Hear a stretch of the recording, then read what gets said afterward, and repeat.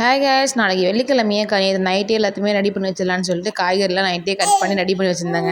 காலையிலே குளிச்சுட்டு சாமி கும்பிட்டுலாம் இன்றைக்கி ஆடி வெள்ளிங்கிறதுனால அப்படின்னு நினச்சி நேற்றே எல்லாம் ப்ரிப்பேர் பண்ணி வச்சுருந்தேன். சுரக்கா கூட்டு ரெடி பண்ணிவிட்டு கீரை பொரியலும் வச்சு கொடுத்துலான்னு பார்த்தேன். சுரக்கா கூட்டு 1 part, அதாவது குக்கர்லேயே ஒன்றா வச்சிடலான்னு சொல்லிட்டு இந்த களி பருப்பு எல்லாம் சேர்த்து தாளிச்சு விட்டு காயும் போட்டு மூடி வச்சுட்டு போயிட்டேன். விசில் வச்சுட்டு சிம்மில் தாங்க வச்சுட்டு போனேன் குளிச்சுட்டு வரலான்னு சொல்லிட்டு. குளிச்சுட்டு பக்கத்துக்குள்ளே நான் எப்பவுமே 2 விசில் இல்லைன்னா 1 விசிலில் நிப்பாட்டிடுவேன். எல்லாமே பருப்பு எல்லாமே கரெக்டாக வெந்துடும். நான் வந்து பார்க்குறேன் 4-5 விசில் ஆகிடுச்சு.